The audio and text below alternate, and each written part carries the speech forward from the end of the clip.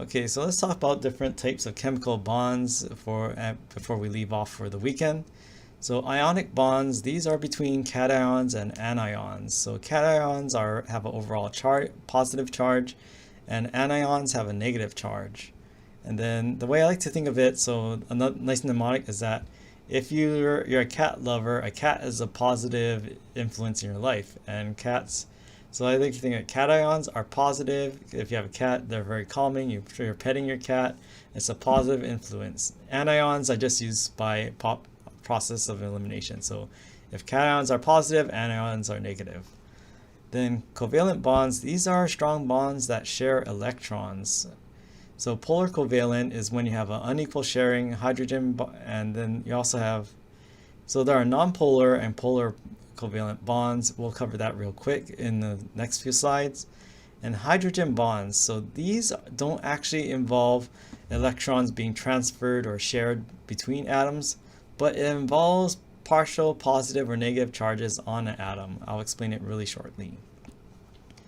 Okay, so ionic bonding is one of the easiest types of bonding. So here we have a sodium ion and a chloride ion. So we actually reverse that. Here we have a sodium atom and a chloride atom. So this sodium actually has in this initial state has a equal amount of positive and or protons and electrons, and this chloride ion has no charge. But what if you transfer one electron from sodium to chloride? Well, if you did that, that would change this number to only 10 electrons, and this would increase the number of electrons on the chloride atom. Now, what are these? Are these ions?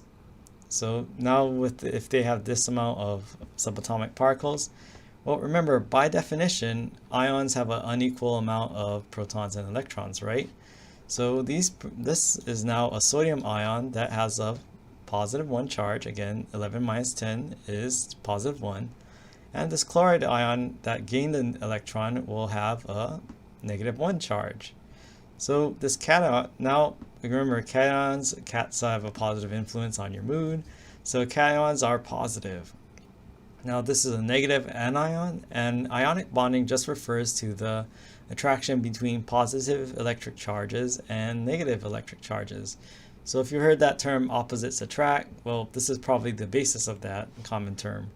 So these are going to bond together because they're attracted to each other's electrical charge. So cations attract anions and vice versa. But this is an interesting thing about electronics or electric and magnetic forces.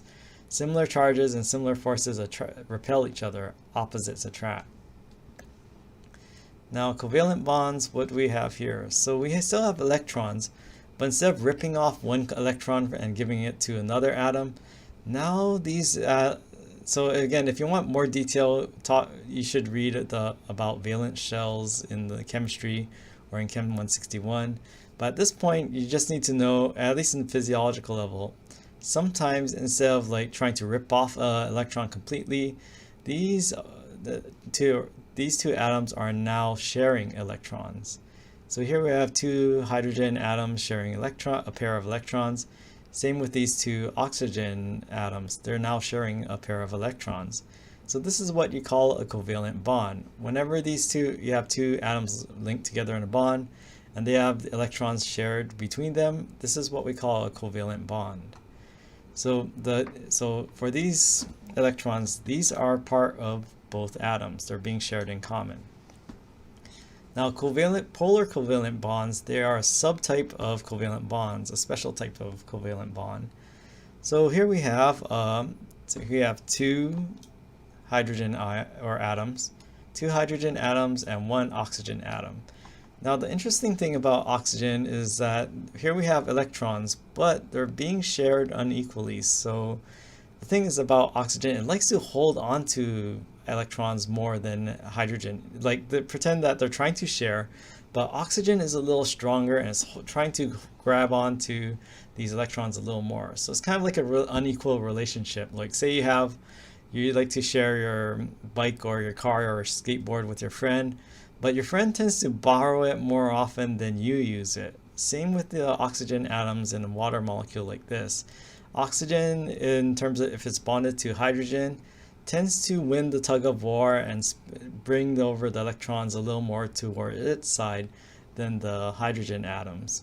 So the thing is that if the electrons spend more time on the oxygen atom than with the hydrogen atom, what does that do to the overall charge in this small particle or this molecule?